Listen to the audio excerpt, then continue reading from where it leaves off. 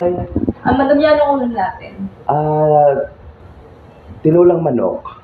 Bakit? Ulo. Gutom ka na? Oo nga, pakisama ka kain. Kakaalmusal mo lang. Hindi kaya makapag-almusal. Ayan, gutom na. So, mga madamya, magluluto naman po ako ngayon ng tinulang manok na kung saan para sa mga angels. Of course, kasi ayan, tinulang manok po yan. Magluluto, magpasaing lang po ako. Po, gisa ko na ang bawang, luya, sibuyas. Ayan. Para sa mga angels birthday here. Ayan. Then, syempre, isusod ko na ang chicken. Ayan.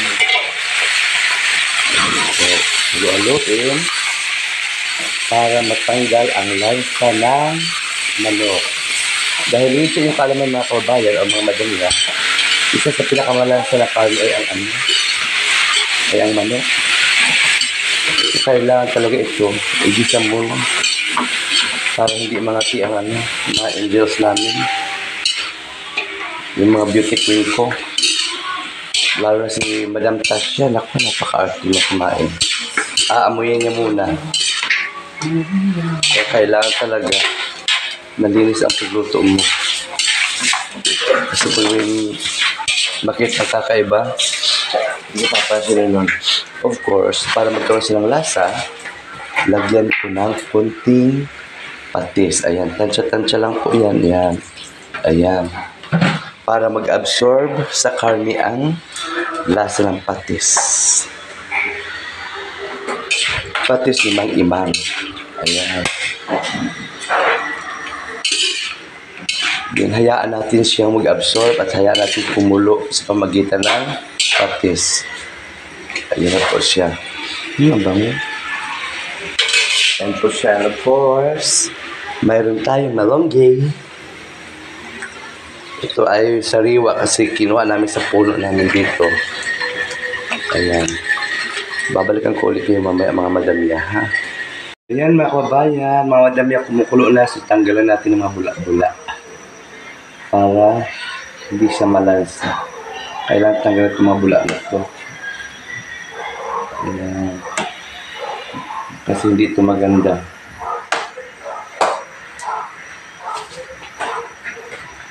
Kailangan malinis.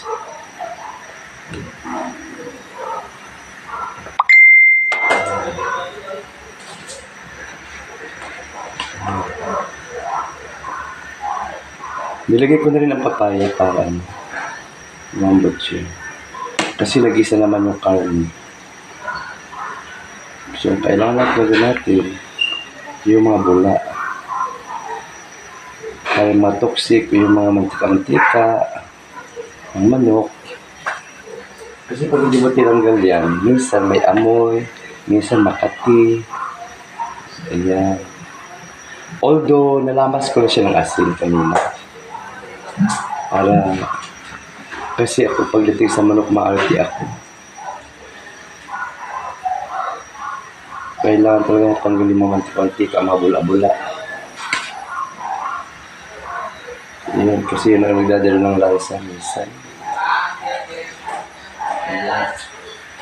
Haluin ko para mabas yung sa ilalim. Yung mga buya, ayan. Matutuwa na naman ko si Aling Dorayday and of course, si Senyora Tasha. Ayan, pakuloy ko muna para Madam, yan ang ulam natin. Tinulang manok. Bakit? Ulo. Gutom ka na? Oo nga, pakisama ka kain. Kakaalmusal mo lang. Hindi kaya makapag-almusal. Ayan, gutom na ang prinsesa namin. Pero maya-maya, kailangan malinis ang kamay ninyo, ha? At di ba, every time sinasabi ko, pag kumain, maayos ang buhok. Ayusin ang buhok, pag kumain, kasi baka malaglag sa kinakain niyo. Very good, ha? Then maya-maya, tatawagin ko kayo, ha? Mga 3 minutes na lang to, ha? Sige. Alam niya, luto na ang ulam ko. Papatayin ko na para hindi malata yung yung malunggay. Nagmamadali ako kasi nahiya kayo, no? Senyora Durayday. Gutom na daw siya. Samantala, 11 AM pa lang naman. Okay po. Koy, dali. Uy, tawag ka. Kausapin mo siya, te. Usapin ba ito? Kausapin mo siya, sabihin mo sa ano. Ano saan namin? Dahil mga kababayan, kinakausap ni Madam Tasha si Kuy Kuy. Oo. Kasi para may yung isa, yun po ang problema sa kanya, hindi namin alam kung ano niya. Nakakain lang po niya. Ano yung gamit mo? Kausapin mo sa tita siya. Kausapin mo siya, sige.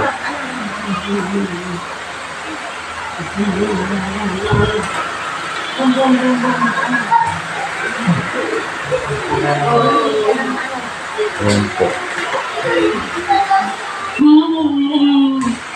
Sit down po. Sit down. So, anong balita mo sa akin? Wala na, yun lang. So, nakainom ka na ng gamot? Mamaya ka na matulog kasi di ka pa nakainom ng gamot.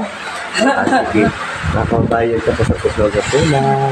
Nagluto ko po siya ng tinulang manok na may malunggay at papaya. Subukan sa umaga. Anong gusto mong almusal?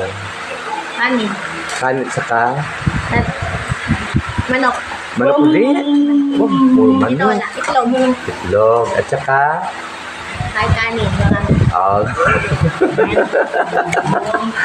sige na, may miss mo ba si madam niya? Opo. Ha? Bakit mo naman miss si madam niya? Makakasilian. Ikaw? Makakasilian. Personal. Sino? Idol daw ako ni Adrian. Oo, kasi maganda ka. Maganda silian. Maganda silian. Di ba? Mas malaki siya sa akin. Diba? Oo. Ako lang pinakamaliit sa kanila eh. Oo. Nagbihis kami dami, sabay-sabay kami. Ang bango pa ng sabon namin. Ano sa mo? Saan galing? Galing kay Tony. Kaya attorney? Martin. Galing kay Martin. Mas mabango sabon yun? Walang pink. Pang-push ko nga sa buko yun. Maya. Sa ano. Pero hindi ka man nag-shampoo? Nag-shampoo ko. Sabi hindi daw. Hindi kasi ang sabon ko nun, sabon din niya yun. Kasi ang shampoo namin Palmolive. Oo. Hindi pwede. Hindi yung gumagamit sila ng safeguard. Pabalik-balik. Ang sabon namin ko, ang sabon, yun yung shampoo. Ay, okay. Hindi sila gumagamit ng shampoo. Ay, tatatanggalin nila sa may lagyan. Sige.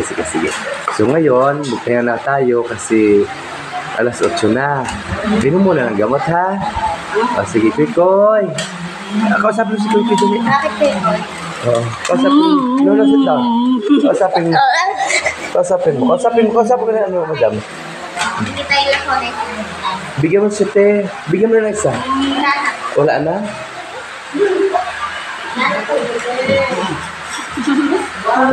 Mga kababayan, ano po muna sila. Kasi nag-trigger si Koy. Saan ka na pupunta, madam? Uwi ka na? Sige, ligo ka na. Ligo, matulog ka na, ha? Say good night, madam. Bye-bye.